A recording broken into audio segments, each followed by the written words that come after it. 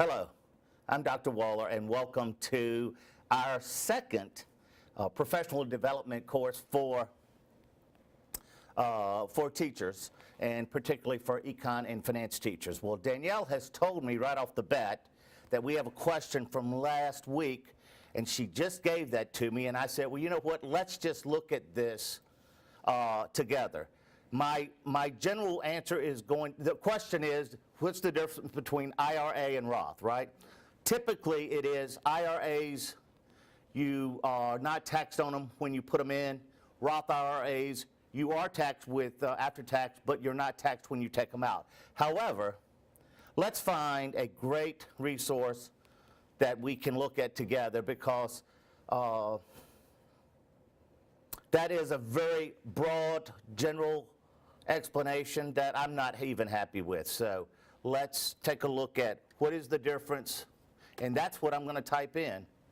Difference between IRA and, look at there, somebody else has asked the question millions of times. T. Rowe Price, let's see. Just trying to see what might be the best. Let's go down here to CNN. It's not a website that's trying to sell us something. And let's see if we can make it big enough so old Benny can read it. The difference between Roth and a traditional. The main difference is when you pay taxes. I said that. On the money you put in. With the traditional, you pay the taxes on the back end when you withdraw the money. But in some cases, you may escape taxes on the front end, but you've got to, there's special situations there, and you need to dig into that in more depth. With a Roth IRA, it's the exact opposite. You pay taxes on the front end with after-tax money that you get from wages or earnings, but then you don't have to pay taxes on the back end. So that is the primary difference between traditional and a Roth IRA, okay? I hope that it was satisfactory. It probably wasn't, but that's what is the difference? Go in, Google, and you will find some pretty good resources out there. Now we're going to pick up today, and first off, I want to say thank you to everybody. We had issues last week with the question and answer software. We had a horrible time with our software, which took to upload the YouTube. Danielle tells me it's been uploaded now. Have they gotten emails? So hopefully all of you have gotten emails. We apologize, but it has just been a headache. And it's just her and I that's running this dog and pony show, and we don't have IT to help us with it, so we have to just call tech support. But we had lots of great comments. We want to thank you for bearing with us. We want you to continue with the great comments. It's only 5 minutes into it, and I've got to get out of this code. I'm sorry. But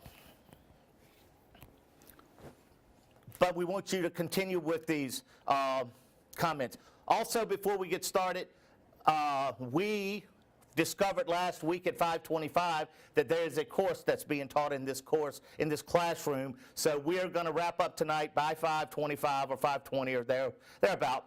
And in order to make sure we get all the material in that we hope to get in, we're not going to take that 15-minute break in the middle. But as Danielle told me to tell you, she promised to get you the uploaded video no later than 6 months from now. No, I'm just kidding. She's going to get it to you ASAP, because hopefully we figured out what's wrong, okay? Hopefully. So last time we talked about retirement, and now we're going to talk about estate planning. They are very, very interrelated. And as I said last time, it's hard to talk about retirement without talking about investing, without talking about savings, without talking about stocks and bonds and hybrids and mutual funds and time value of money, et cetera, et cetera, et cetera. Well, the same thing is true here. Estate planning and retirement planning are very interrelated, because typically your estate planning is all part of your retirement plan. So here's what we're going to do. We're going to go through some stuff and take a look. We're not going to need to spend any time on that. But I want you to understand the importance and the process of estate planning. Understand how to draft a will, understand where it fits, and to avoid probate. What is probate? Probate is where you have to leave your assets tied up in a court system for 6, 8, 10 months or years in order to sell the estate. And believe me, there are some of you that are probably listening to this that can relate to what I'm going to say. But my father's estate, no, that's not true. My grandfather's estate was tied up in probate. It took over 10 years before it ever got settled. Why? I'll talk about it as we progress through this lecture. And I want you to know that the one thing I want you to know as I stand here in front of you, talking about dying and death is not something that anybody's interested in doing it, but I got news for us. It's all going to happen. It's going to happen to us all. We ain't going to get around it no way or the other. And part of that is having a will. Put a will together that is clear and precise. Nobody wants to talk about it, but let's talk about it. It's important. And it will help. It will save your children. It will save your siblings. It will save everyone lots and lots of heartache as you move down the road.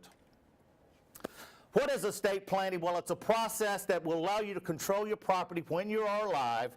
It will let you plan for your loved ones if you become incapacitated or disabled. But it gives you, it allows you to give what you want, to whom you want, when you want, and the way you want. And I think that's very, very important. You know, we all want to make sure that we have enough to make it to the finish line. But if we've got anything left over, we want to leave it to whom we want to leave it to, regardless of whether it's your children or if it's the local SPCA. You want to leave it to whom you want to leave it to. So it's important that you understand the importance of writing a will and planning your estate.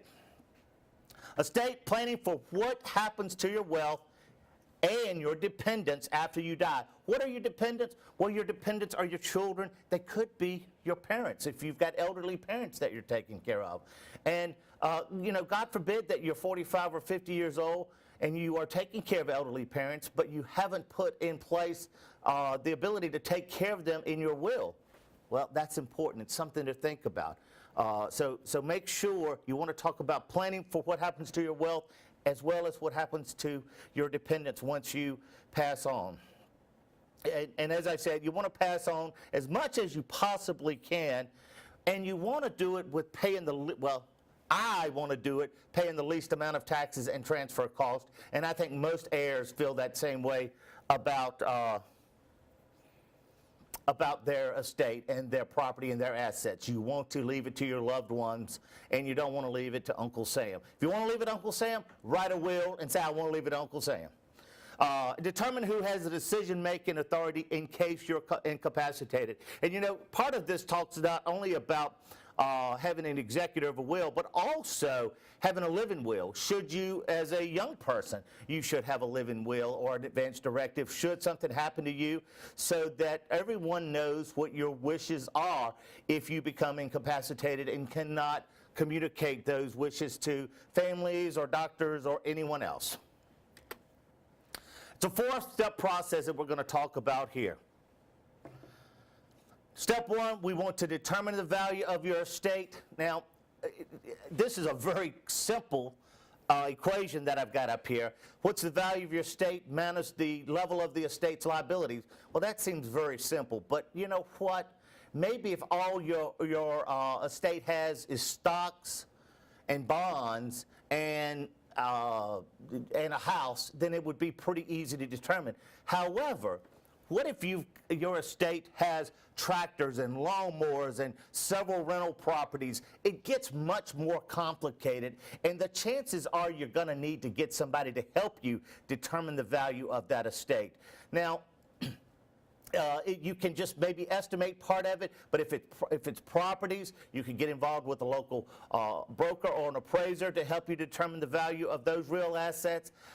If it is a lot of farm machinery, you could talk to auctioneers in the area to help you get an idea of what the value of those assets are. Obviously, if it's stocks and bonds, they are very easy to determine the value because stocks and bonds are very liquid, as we mentioned last time, and you are able to easily get the value of those assets on any given time.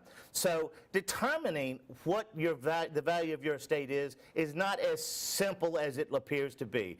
Like I said, if it's only very liquid assets such as stocks and bonds, and maybe a house that's paid for, then it might be pretty easy to determine. But you also probably are going to have, maybe you've got antique furniture, maybe you've got an automobile, maybe you've got a share in not an estate, what's the word in Disney? Timeshare. You've got a part of you own a portion of a timeshare at Disney or somewhere else. So this is not nearly as simplistic as it seems. Yes, what's the value minus what you owe? That is net worth, and that's net worth defined in any finance class. You take what you have minus what you owe, and that's what your net worth. But determining the value of what you actually have, as I said, is not so simplistic. Level of your wealth determines your tax planning needs, and looks like I didn't get that one done quite right, that formatting that scale. I'm sorry, that slide. Step two. Step two is to choose your heirs and decide what you want them to have. You know, last time I talked about this great movie called Other People's Money with Danny DeVito. Well, when I think about heirs and leaving them something, I don't know if you've ever seen the movie The Rainmaker, but with Matt Damon and the old lady that he lived with, she wanted to cut everybody out of her will, her children out of her will, and she's like, cut, cut, cut, cut, cut, cut. She wanted to leave everything she had to evangelist, a TV evangelist, and wanted to leave everything in her will to a TV evangelist. So you need to think about who gets what and how much of it do they get, and that's important. And you know, it's a hard conversation to have, but I would encourage you to sit down with your children and anybody else who you're going to leave anything to and have a conversation with them in terms of what they want, because it gets to be a very, very tough thing. If you do not delineate who gets what, you're going to end up having a lot of bitterness. And I know you'll be gone, so it might not matter, but it's still going to be a lot of bitterness, and I don't think you want that for your family. So talk with them and say, Susie, I'm going to leave you the diamond necklace because you're the oldest, and Bobby, I'm going to leave you the antique Jaguar. I'm making this up, of course, but you need to have that tough, candid conversation with your heirs, regardless if they're your children or your siblings or if they're the local SPCA. Lots and lots of people do leave some of their wealth or some leave all of their wealth to charity. Once you know what you have, who's going to get it, of course I just said that. In addition to a spouse, consider the special needs of your dependents. One of the things that this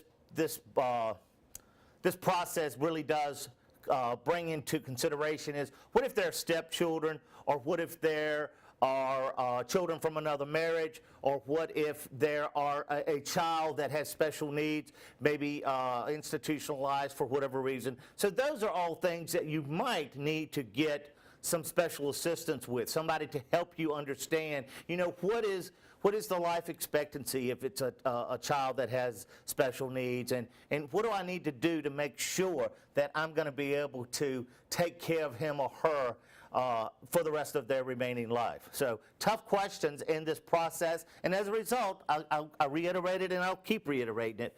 As a result, people like to push it off. They like to kick the can down the road, and that's not what we should do. Step 3, determine the cash needs of the estate. Why cash? Because the funeral home is going to want their money once they bury you. The nursing home is going to want it if you were in care, long-term care. The hospital's going to want their money. The tax authorities are going to want their money. Any mortgages or any credit cards or any legal fees, they're all going to want their money, as well as estate and inheritance taxes. I hope that you will take away from here, if you so desire. Let me say that. If you so desire, anything that you have you will have given it away or made arrangements through maybe a trust or other means to minimize your tax consequences in terms of estate and inheritance taxes. They can be quite significant. So if you wait until the very end of time to start divvying up your estate, it could be too late, and your heirs may end up having to fork over about half of your estate in order to pay the inheritance taxes. Use liquid funds to cover estate tax needs. Liquid funds would mean money that you have in savings, CDs, although they're not cash, they are very near cash and can be liquidated fairly easy.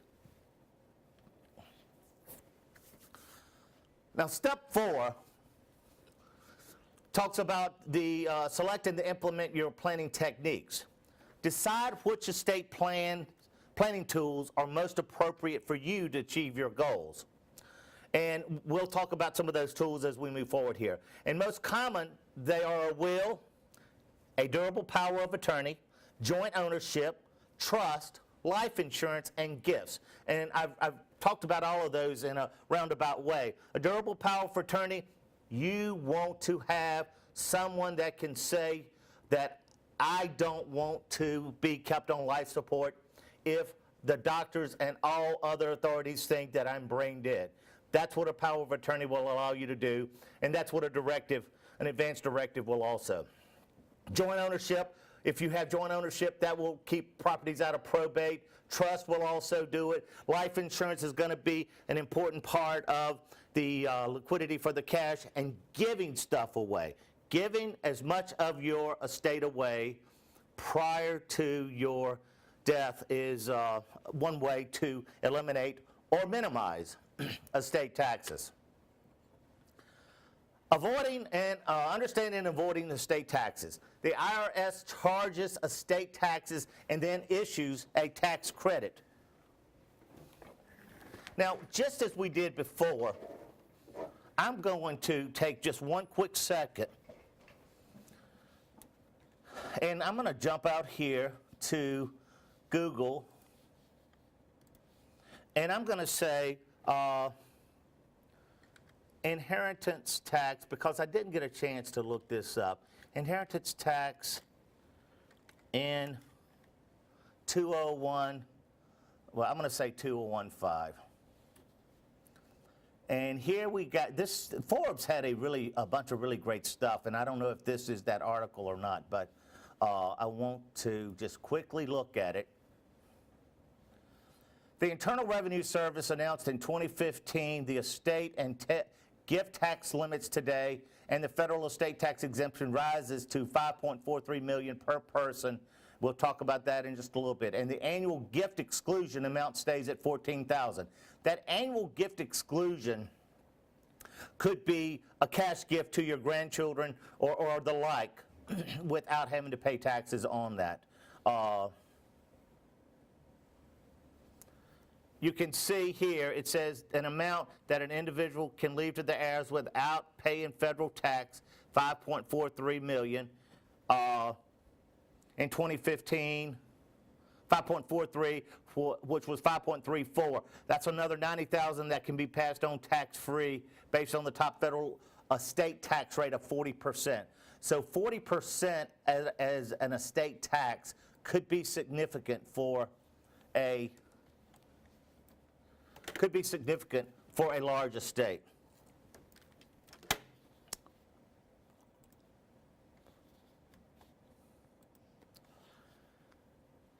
Unified tax credit, estate and gift tax credit in 2015 allowed $5 million. We just showed that in 2015, well, 2015 it was $5.43 million.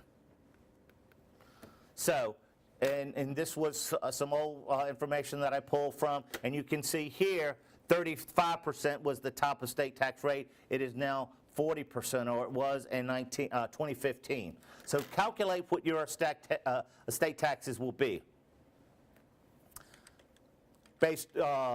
You can take this information and based on what you are able to give away free. So if you've got $10 million, you've got a lot of work to do. If you only have $5 million, you'll be able to pass it on to your wife tax-free. Gifts transferred prior to death reduces the taxable value of your estate. As I just pointed out, it is now $14,000 in the year 2015. So you are able to give away $14,000, I believe it is, per person. So if you've got 3 grandchildren, you could give three times $14,000 away in order to help reduce the tax burden and the amount of taxes you'll have to pay on your estate. Okay, the gift tax and the estate tax work together with a total lifetime exemption of $5 million in 2015. Now, let's go back and take a quick look at this. I want to go back and take a quick look and see if that is the same now. You can see here it's tied to estate taxes. You can make gifts during your lifetime. You just have to keep track of them so as they count against the eventual tax exemption. In other words, you can't double dip. So a woman who set up a trust for her kids for $5 million a few years ago could make new gifts to add to the trust and bring it up to $5.43 million. Husband and wife each get their own exemption, so a couple would be able to give away $10.86 million in 2015. That's $5.43 for a man, $5.3 for a husband and wife, I should say. So, and that assumes that they've not given anything previous in their lifetime. So once again, obviously we're talking huge amounts of money here. I hope those of you that are listening out there have this kind of problem where you have $5 and $10 million to think about. But for the most of us, that's not going to be the case. For most of us, we're going to worry about putting a great will together and making sure that we do the best we can to take care of our family after we're gone. Okay, here, unlike the $5 million, $5.43 million now, there is no limit on how much you can transfer between spouses. So if the husband passes away and he's got $40 million, he can give it all to his spouse, or vice versa for the wife and the husband. However, the spouse must be a U.S. citizen. Must be a U.S. citizen. Now, the generation skipping transfer tax, it's a tax on wealth and property transfers to a person 2 or more generations younger than the donor. And this comes into play with grandchildren and great-grandchildren and things of that nature. Assets are taxed if they were moved from the grandparents to their own children, then to the children to the grandchildren. So let's take a look at that as well.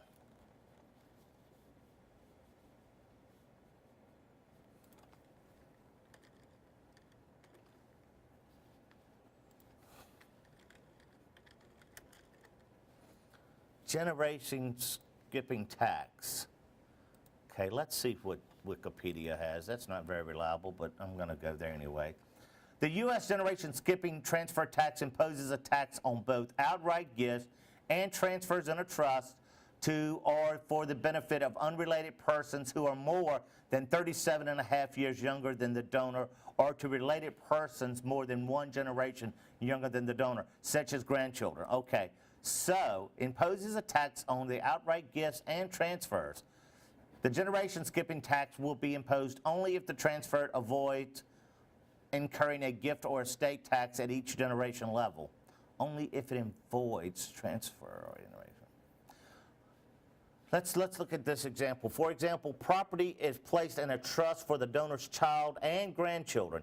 The income may be distributed among the child and grandchildren in accordance with their needs, and the principal of the trust will be distributed outright to the grandchildren following the child's death. If the trust property is not subject to estate tax at the child's death, a generation skipping tax will be imposed when the child dies. Wow, that's pretty heavy stuff. That I'm not going to try to pretend that I know it all, and I don't. But obviously, consider this generation skipping tax deal if you are trying to give away a bunch of wealth to your grandchildren. I believe that would be, I believe I've interpreted that right. So if you're going to try to do it to somebody that's 37 and a half years younger than you, which would probably be your grandchildren and not your children, then this could pose a problem in terms of transfer taxes, or generation skipping transfer taxes. So keep that in mind. Assets are taxes, and here's what we've already looked at. Assets are taxed as if they moved from the grandparents to their own children, and then from the children to the grandchildren. So keep that in mind once again, if that is something that, and you know, one of the things that I want to say, I'm up here teaching this as a personal finance and econ class, but if you have an estate of considerable wealth, you need to deal with an estate planning expert, whether it be a brokerage firm or a law firm, and somebody that deals with estate taxes. Okay? Calculating your estate taxes. First, you calculate the value of your gross estate. Calculate the taxable estate by subtracting funeral and estate expenses, debts such as credit cards, mortgages, whatever you might have, taxes, and allowable deductions from the gross estate. What are the allowable deductions? Now, if you keep in mind, $5.43 million, you're probably, if you've got less than that, you probably are going to be able to deduct that from your gross estate amount. Then calculate the gift-adjusted taxable estate and estimate the taxes using the federal tax rate. Earlier we saw the maximum federal tax rate for estate taxes was 40%. Here is an example. Let me go full screen so you can see an example of this calculation. You can see up top, we value the estimate of the estate to be $5.9 million. So then we come down and you've got funeral expenses of $10,000, estate administration fees, whether this be a lawyer or an executor, and a lawyer could be the executor, what debts you may or may not have, taxes that are owed, any marital deductions, and then you can see here a charitable deduction of $50,000. So these four items add up to $100,000. The gross amount minus my taxable estate is $5.8 million. So the taxable estate amount of $5.8 million. Come down to step 3, your gift-adjusted taxable estate, cumulative taxable lifetime gifts in excess of the annual tax-free gift allowance per person, $200,000 in this particular case, minus the tax-free threshold, transfer threshold. Now keep in mind it's now $5.43 million. So if that were the case, 5.43, you would have less taxes. But in this case, it's $5 million minus $1 million, which leaves, I'm sorry, it's $5.8 million minus plus $200,000. Oh, I'm adding this back in, folks. I'm sorry, because it had been in excess of I must have given $200,000 away to my children or other places.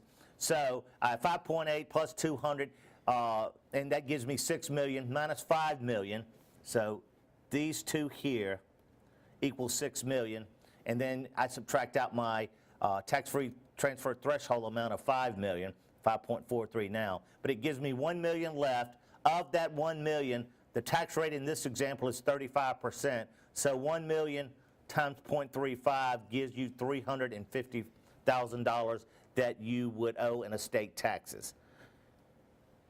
You know, that's a lot of money to want to give away whether you want to or not. So I would much rather give that $350,000 to so many great charities. You know, St. Jude Kids Hospital or the Red Cross, or God only knows. You can keep going on and on and on. But this is a nice little template, and you can see it's an estate tax for 2012 in this example, something I just got off of the web, and it shows you how to go through. Now, once again, you go back up top, calculating the value of your estate is not so simplistic. So depending on what your assets are and how they are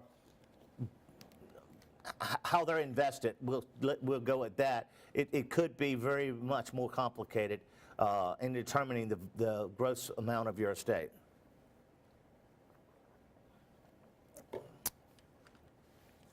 All right. Now, let's talk about wills.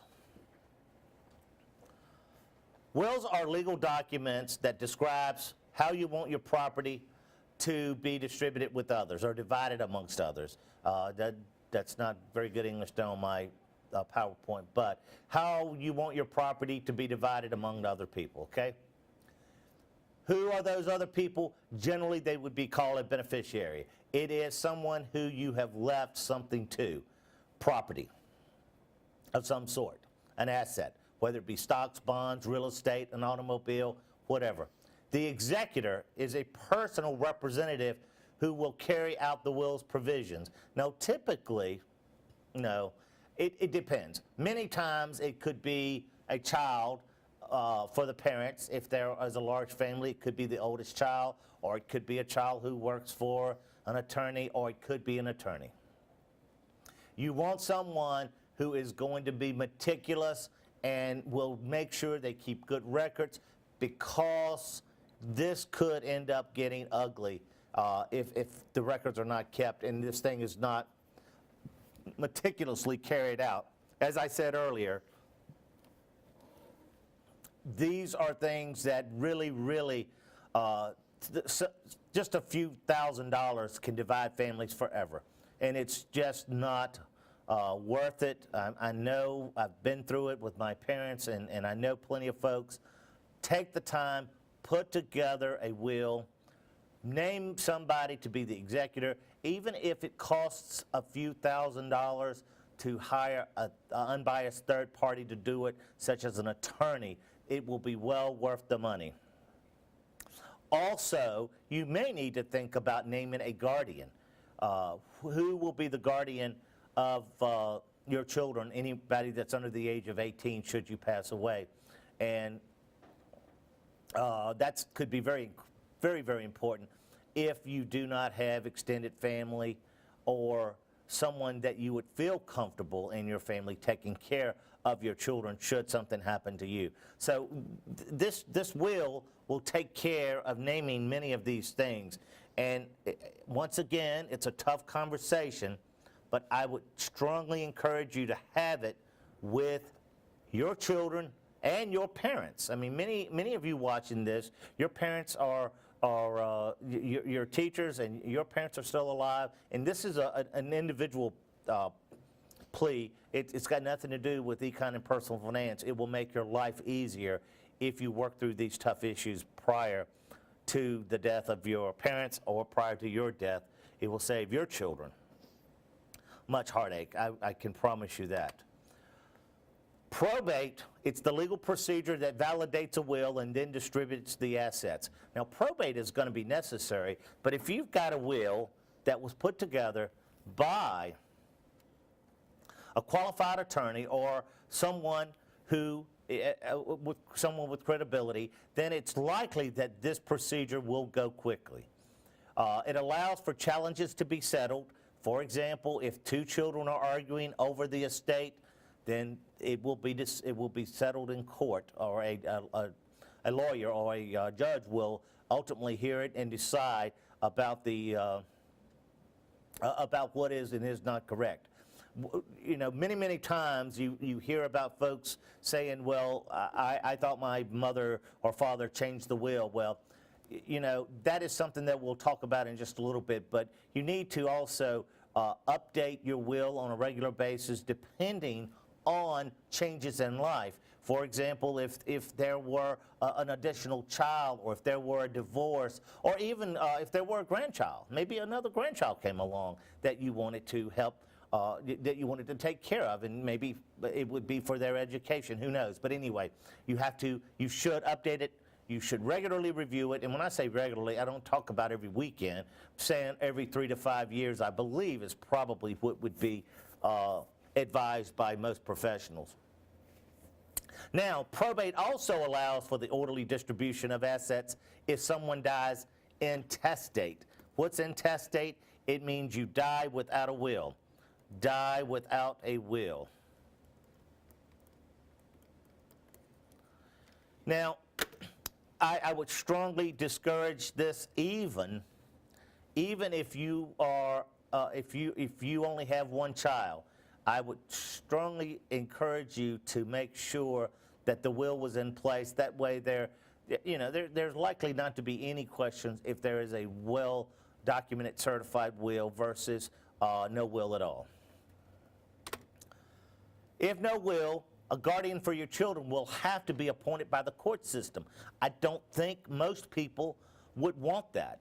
You know, what if the court thinks, let's just assume it would be the grandparents. You would assume it would be grandparents. Well, guess what? What if the courts decide they don't think that the grandparents are financially stable enough, or emotionally stable enough, or physically stable enough? Then they might award the children to an aunt or an uncle, or even worse, they could award the children to foster care. It will appropriate way to provide for special needs of children. Once again, we talked about that earlier. If there's a child with special needs, a will will help you specifically take care for those special needs for their lifetime. A will help the property that you own be transferred according to your wishes. Remember what you want, give it to who you want, what you want them to have, and when you want them to have it. It also will allow you to make special gifts or bequests through a will. Maybe donate money to the SPCA. I keep going back to the SPCA. I love dogs. I don't know what else to say. Without a will, a court administrator will distribute the assets. It will be very, very expensive. The court will take probably 10 to 15% of the estate in order to do this, because it will take a lot of work in order to distribute the assets, because you or your family did not take the time to put together a will that dictates exactly what you want the family to have. Now, earlier I mentioned if you wanted to change your will. Well, a codicil is an attachment that you add to a will that alters or amends a portion of your will. It should be drawn up by a lawyer, and it should be witnessed by a notary and attached to the will. And when it says here attached, that is good so that you can see the original will and the update.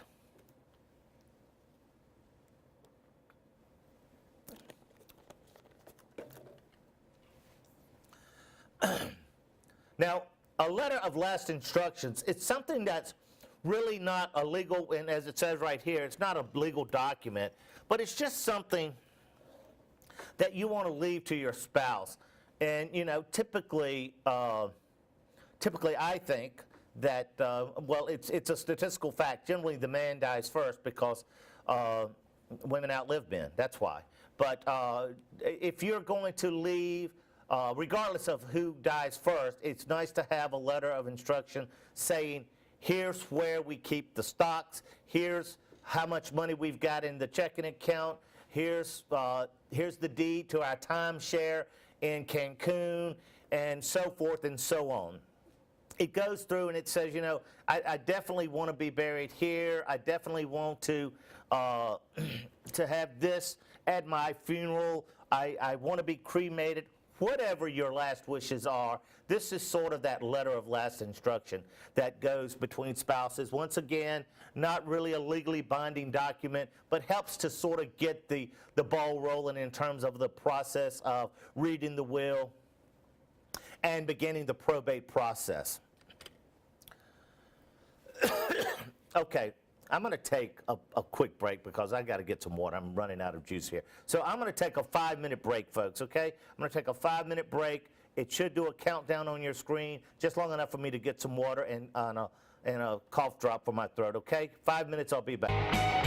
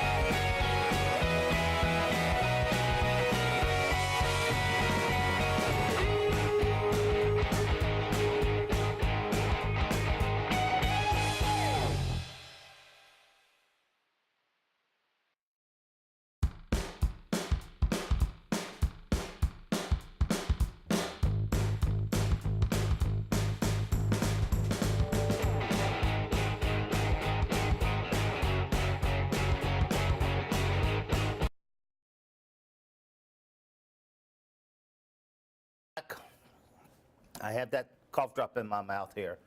So please bear with me. Before we get going here, Danielle has asked, before I get ramped up again, Danielle has asked me to remind you that she will be putting together certificates and emailing them electronically to you for your continuing education or professional development. And also, let me just say, because this was originally planned to be 6 credits, we're going to have to check with the DOE and see what they say about it. And if we need to offer an additional hour at another time, then we will do so in order to get you to the 6 hours. However, we plan on offering these professional development seminars on a regular basis. And actually, we really would like some feedback from you. Danielle was encouraging me to ask some questions. And it's hard to ask questions when I don't have anybody's eyes to look into to see what you do and do not understand. But if anybody has any questions at all about this, please jump on the software that we provided for you and let us know what your questions are. But also, what else would you like to see? Would you like to see an investment, professional development? We are going to do some econ. I'm not the econ guy. I'm the finance guy. So stocks and bonds and real estate, financial institutions, things of that nature. If you are interested in any of those, let us know. But really, what would you like to see in 2 or 3 weeks from now when we offer another one? And we're probably going to do them. We're probably moving forward we had some comments, probably offering maybe 2 hours at a time. So so that you can take 2 or 3 and get 6 or 8 hours or whatever it is. But because it's such a long time to sit in front of the computer, and for me, it's such a long time to talk when you are struggling with a cold or laryngitis or something of that nature. Okay? All right. So with that, please do comment on what you'd like to see next, and we will move on from there. Selecting an executor. Who's going to be the executor? Well, it depends on, it's up to you. My dad was the executor of his parents' estate. Well, that's not true. Originally, the oldest son was the executor, and after he passed away, it became my dad to be the executor. So it could be the oldest child. It could be someone who maybe is an accountant in the family, somebody who's a lawyer in the family, or it could be an outside third party, unbiased third party, such as a lawyer, which is probably the best option, regardless of how much or how little you have. If it's a very small estate, a law firm might not be willing to deal with it, or it certainly might not be worth your investment to deal with it. But I would certainly look into it and consider it in order to have somebody. And make sure you understand what the terms are. Generally, it's a percentage. Generally, they're going to get a percent of the estate, 1-2%, I don't know. But, you know, that is a good question that we can look up.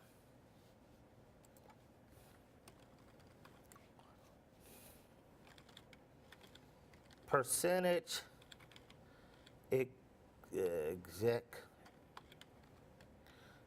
percentage executor fee. Here we go. This is LegalZoom. Executive may receive up to 4% of the first 100,000, and 3% of the next 100,000, and 2% of the next 800,000. Wow, that could get pretty expensive. So, just to do the math, let's say you've got you've only got an estate up to $100,000. That's going to cost you $4,000. It's going to cost you $4,000 in order to have that. And this, Danielle, look at this on the screen. It is full size. Oh, you mean full screen? Yeah. Oh. And then No. Anyway, I'm sorry. I'm bouncing around here with Danielle because this isn't doing it exactly right. But anyway, you saw what I typed in, percentage executor fee. Google it, and that will tell you what I'm looking at. I'm looking at info.legalzoom.com with that. So, so it would cost you $4,000 for the first 1,000, $3,000 for the next 1,000. So far for 2,000, it would cost you $7,000. And let's say you had $1 million, 2% of 2% is $160,000. So we've got, no, wait, 2% of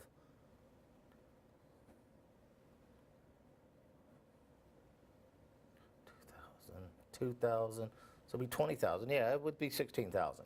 16,000 plus 7,000 is $23,000, which would cost you to have in California. That was an example in California. Obviously, that is one example, but it could be quite expensive. Your executor is going to deal with very personal matters, so you need somebody who will be discreet. You need somebody who's dependable, somebody who's meticulous, not somebody who is going to forget to pay the bills. If, let's just say that there's a property that's included in the estate and somebody who forgets to pay the electric bill, so all the pipes freeze and the pipes burst and it just ruins the property. That you don't need somebody with that degree of, let's say, discipline, being the executor. Now, obviously, because there's a lot of responsibility, that's why the fees are so much. And obviously, a lawyer is not going to go out and make sure that the heat gets turned on. He or she is probably going to pay a realtor to go out and make sure, or a management firm to go out and make sure things are taken care of. Depending on the size of the town you live in, if you're in Richmond, there are probably plenty of management firms that could do it. In Farmville, Virginia, where Longwood is, much less so. And the executor will eventually take a final report of accounting to the court once things have been dispersed and settled. Other estate matters, durable power of attorney provides for someone to act in your place should you become mentally incapacitated. Once again, all of this sort of goes there together. Living will, durable health care, power of attorney. Some people call it an advance directive. You know, what should happen if you become mentally incapacitated? Who is going to take care of your paying your bills? Who's going to take care of making sure that things get handled in a timely manner? Your children get taken care of. Your wife gets taken care of, things of that nature.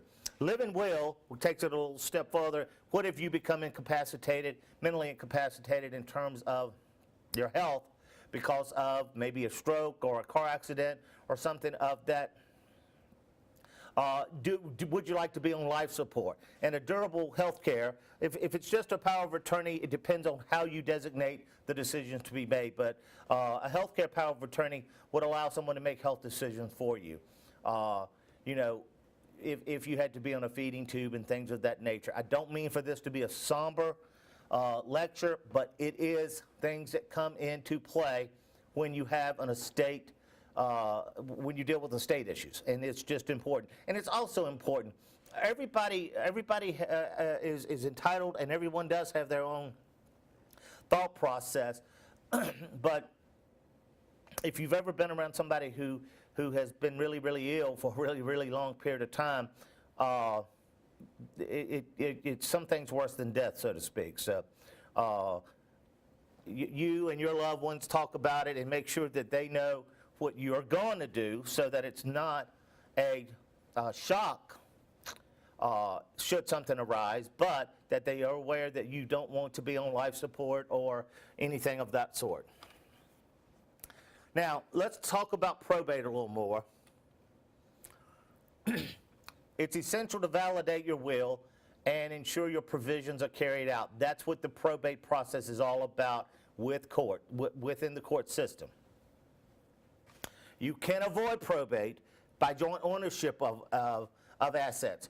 For example, we've already talked about it. If it's you and your wife, obviously, if there's no will, then it goes right to the spouse. If there is a will, the spousal ownership is very easy process. You can gift it away. We've already talked about it. You can gift up to the $5.43 million away, I guess, but you've got to take into consideration that things have to be paid for at the end. So you don't want to absolutely be broke at the end. And also, you can put together trust. Trusts are probably very common when there is a disabled child. And in some cases, you've heard of people that have left trust for pets. It's just to make sure that they are taken care of for their lifetime. And it helps to avoid the probate process. Joint ownership, tenancy by the entirety. This is the way that men and women are in Virginia. The way men and women, that didn't sound right. If a man and a woman are married, they are married tenancy by the entirety. Joint tenancy with right of survivorship is, folks, I just told you wrong. Tenancy by the entirety is not. Tenancy by the entirety is when, you know what? I'm not gonna tell you.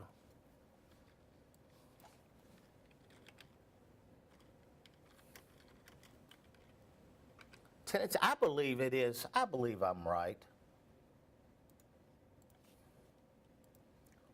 It's been a while since I taught real estate, and this is something that's really focused on in the real estate course. Virginia, when couples choose to hold title in the tenancy by their entirety, Daniel, why did I ever doubt myself? I don't know. Tenancy by the entirety is man and woman in Virginia. We are a tenancy by the entirety state. So when one of the spouse passes away, the other spouse has right to the property. Joint tenancy with rights of survivorship. Tenancy in common would be two partners, maybe a boyfriend and a girlfriend, or just two friends owned a property together, and the tenancy in common would allocate percentage of ownership. If there was nothing, if there were two people and there was no allocation, it would be assumed to be 50%, 50%. Community property states, that is also a form of marriage, and Virginia is not a community property state. California is a community property state, and several others. But for us, we're in Virginia. Our tenancy by the entirety would accomplish the joint ownership of the property in order to avoid probate.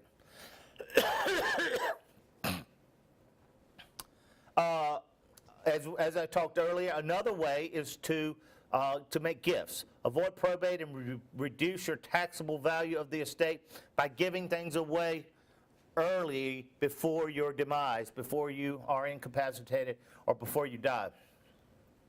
And you know, we've talked a lot about family here, but there's also giving back to your alma mater. For those of you listening to this that went to Longwood, keep that in mind when it's time to do your estate planning. And I say that jokingly, but it's true. Lots and lots of times there are buildings that are named after big benefactors. For example, it could be the Danielle Hennessy of business and economics. If she were to make a $20 million gift, and I'm sure she'd love to do that if she were in the, and I would love to do it too. I'd love for her to be in that position, and I'd really be good friends with her then. No, and all joking aside, giving stuff away before it's too late is a very good way to reduce the taxable value of the estate. It's also a way to transfer property that's going to grow in value. For example, it could be real estate that was out in the Short Pump area. I'm just making that up, but I remember years ago, the other day, Danielle and I were in Richmond, and I was telling her, when I was at Longwood in 1990, all of that out there was just absolutely nothing but farmland. And now it's, wow, what an example of property that grows in value. So you give it away, and then they have to take care of the taxes and so forth. Unlimited gift tax exclusions to charity or gift payments for medical or educational expenses. Now this goes back, when it says medical, now it could be many things, but once again, we talked about it so many times. A disabled child could be an example of that, or educational expenses for your children, or maybe for their children. Once again, go back to that generation skipping tax transfer if that comes into your estate planning needs. Also, but here's an issue down here.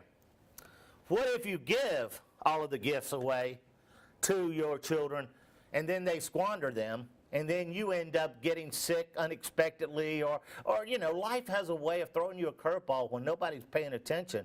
So that's a consideration, and that's probably why most people hold on to these things until the very last minute. Well, what if I need them? What if I need these assets because I get sick?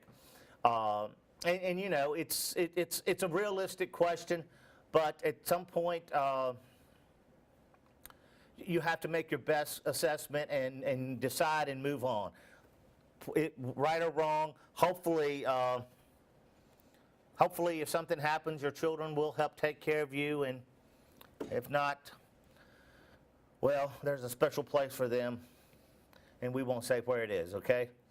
Trust is the final way to easily take care of your keeping your assets out of probate. It's a legal entity that manages, and whatever this says right here,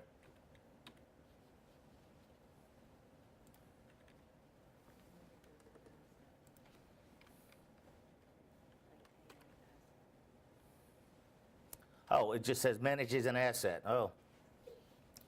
Well, I thought it was another word there. I guess it is. It says debate. But anyway, it manages an asset for another person.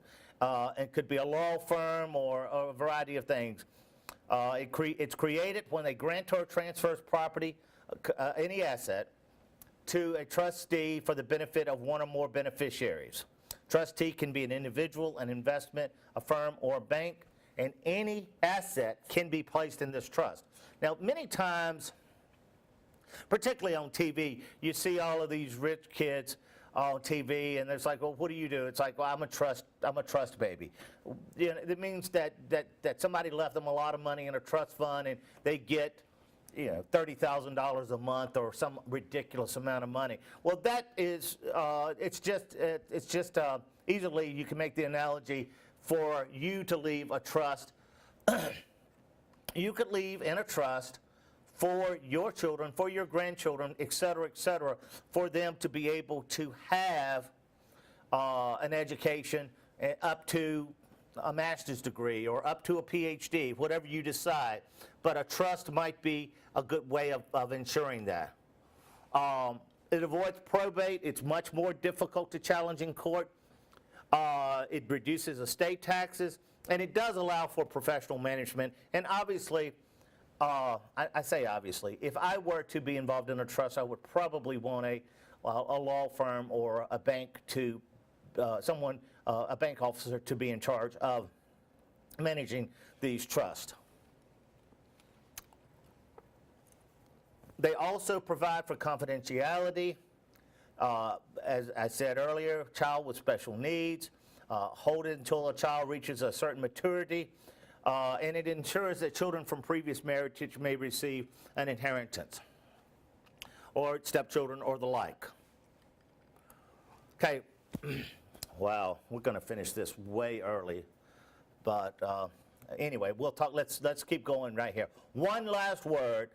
Many put it off because death and talking about wills is such a taboo and difficult. Nobody wants to talk about death. I know it. I really, really want you to take away from this the importance of doing it, though. It's very, very difficult to do, but it's important to do, and it will save more heartaches down the road than it will cause having the difficult conversation. So I very strongly encourage you to do it at all cost. If you have an estate of any considerable size, I would consider a professional for helping you with your estate planning needs. And even if it's not of considerable magnitude, it probably would be worth to reach out and consult with a professional to find out exactly what it would cost and what would be available for your estate planning needs. Make sure your family knows where your estate planning documents are. We talked about this earlier in terms of the letter that a spouse leaves to their spouse, the remaining spouse, so you know where wills are and things of that nature. It's probably a good practice just to have all of these important documents in a safe or in a bank, what's it called? A bank lockbox or something of that nature, a security box, whatever it's called, that you can rent from the bank. But also, I mean, you could have a safe in your own home that would allow for the protection of those as well. But it's a roadmap to where everything else is and what people need to know in terms of the planning process. Because, you know, did you have life insurance and who was it with? You know, what kind of payout was there? Those are very important things that many, particularly in older generations, where it wasn't talked about, it was just something that maybe the husband did to take care of the finances. And then when it came time to need those things, the family had no idea where to even begin looking for them. And you know, it's also important to make sure that all of your liabilities are known as well. You would hate for something to pop up at the end that was in the liability column, such as a loan that nobody knew about that you had taken out because you had, I'm making up stuff here, a gambling habit or something of that nature. But make sure that you have the conversation. Make sure the roadmap tells where everything is, and you just have that difficult conversation. To summarize what we've done so far, and we hadn't made it quite an hour and a half so far, but estate planning is a 4-step process that involves planning what happens for your wealth and your dependents when you die, or become incapacitated, if you will. You have to designate beneficiaries, who's going to get it, executor, who's going to be in charge of it, and your guardian in your will if there are children that are 18 or if there are children that are special needs children. As I said when we started this, review your will periodically, maybe every 3 to 5 years, or every time there's a child or a death in the family that could be impacted by it, or also a divorce or a marriage, things of those natures. Those would call for the immediate review of a will, but otherwise every 3 to 5 years would be probably a good time frame to think about reviewing. All right, I obviously didn't have as much material as I thought I was going to have.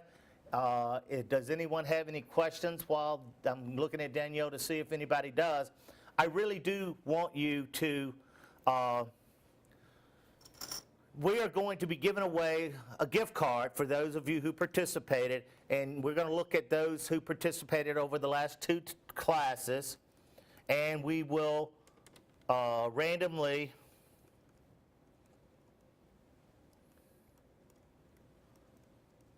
select somebody who's going to win a gift card. Now, that is under the assumption that you do one thing. I need you to send Danielle at least one suggestion on how we can make this a better professional development course. I can tell you estate planning and really retirement planning was what we got a large request for, and I can tell you it's not my favorite topic to do because I don't like talking about death either. I'd rather talk about real estate or stocks or bonds. However, maybe the next time we do this, I could bring in somebody to do the retirement planning part for us who does it for a living possibly. That's something that Danielle and I have discussed because you do have professionals that do these things. Maybe we could bring in an investment broker to spend a few minutes with the class when we do the investment part of it. Maybe we could bring in, we could have a special guest speaker from like the Federal Reserve when we do the Economist, because I have a good friend who works at the Federal Reserve there in Richmond. Also, we know an economist at the Bureau of Labor Economics in DC. So we could, using technology, we could involve all of those folks into this. We want you to be able to take something and take it back to the classroom. I saw one comment last time Danielle shared with me about, I can't wait to take this back to the students and show them the impact of compounding, time value of money. And that's the kind of stuff that I love too. But it really does reiterate the importance of starting saving early relative to waiting just a few years. And that was very much exemplified last time in the little graphic between, I don't know, Sally and Ed, or whatever the graphic was that we provided for you. And we will provide them a copy of this lecture too. Okay. And a survey and the certificate. Okay. Now, what we're going to need you to do, Danielle's going to send you this as well as a survey. In order to get your name in the running for the survey, you need to, for the gift card, you need to return the survey, okay? And on that, you can make suggestions for how we can better the class moving forward. You know, would you like for it to be only 1 hour, 2 hours, 3 hours? Would you like for it to be on Saturday? Those are all questions that I don't know the answer to. And we have reached out and tried to get an idea, but tell us what works best for you. We're fairly flexible. We do have to keep in mind that this is the only classroom that allows us to broadcast live, but we are fairly flexible in terms of doing it in the evening or doing it right after class right after your class, like 3:30 to 5 or 3 to 4, whatever. Just please chime in. And also, she told me to remind you, your certificate will be included with the email that she sends you with this PowerPoint, as well as the survey. Anything else, Danielle? Do you want to talk to them about our economics and personal finance course? Oh, yeah, thank you so much. Part of this, most of and you know what, let me back up and say, this is really focused toward econ and personal finance instructors, because that's what what I do and what my colleagues do in the economics department. But we would also be more than happy to see if we could get some other professional development activities for you and share this resource with them. However, for the time being, we really hope, we are really geared up. We've got about 30 different counties in the state that have agreed to participate in this year's Personal Finance and Economics. And for those of you who have no idea what I'm talking about, we have, it's EPF, I think it's 2160, but it satisfies the high school econ and personal finance. It satisfies the online requirement and the certification requirement, because the students are all given the WISE certification exam on the final day. If they pass the course, they earn 3 hours of college credit, which should transfer to any school anywhere. Longwood University College of Business and Economics is AACSB, which it means we are part of an elite academic club. Take a look. You go to aacsb.edu, take a look at it. And finally, for those of you that are lucky enough to get into Longwood, we will give you another 3 credit hour scholarship. And it doesn't matter if you decide to come to the College of Business or to nursing or to sociology. So here's the cost of the course is $400. Danielle, do you have The number 6, I'm thinking about the date. It's the 20th, June 20th to the 16th, July 16th. June 20th through July 16th this year. Everything is broadcast just like this except the final exam. The final exam is on campus here at Longwood on the 16th of July.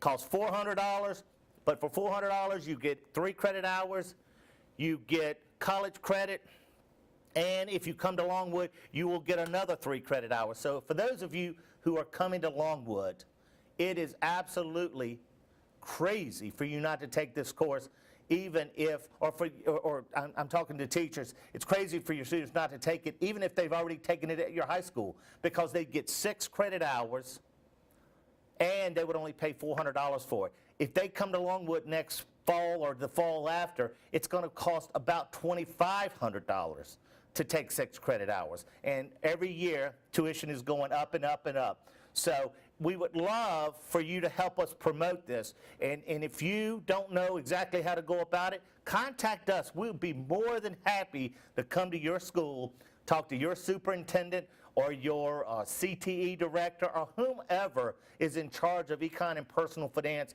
at your institution. So please help us. That's part of why we're doing this, is to help to get you, we're bribing you to help us spread the word about our economics and personal finance course. We had a question. Do you have any resources or more information on life insurance and annuities? Well, yes, actually, we have, the question is, do we have any insurance stuff? This course, we include, there's a whole different section on insurance, and maybe we could have we could offer a lecture on insurance, and that insurance covers life insurance, health insurance, but also casualty insurance, such as car insurance and home insurance. So we would be happy to maybe offer a section on that, but insurance is something that is, it's something that's very taboo too. People, particularly life insurance, it's like, oh, I think you're invincible. Health insurance, you think you're invincible, but it's very, very important. I'd be glad to, if you get the person's name, I'll be glad to send them some information on insurance. But maybe insurance would be, we could have maybe a 2-hour session on insurance. And that's sort of what I'm thinking. Maybe we just do small sessions of this stuff. And maybe if it's, for example, I'm going to talk real briefly about investing. Well, we do a 2-hour investing. There's no way we could cover everything. And then maybe we could do an advanced investing. I'm just coming up with ideas here on my feet. So once again, thank you. Anything else, Danielle, that you have there? Anybody else want to talk? Well, thank you so much for your participation. Please look for Danielle's email concerning your certificate, your feedback, and we will let you know who is going to be the recipient of the gift card. So we look forward to working with you again, and thank you so much for your participation. Good evening.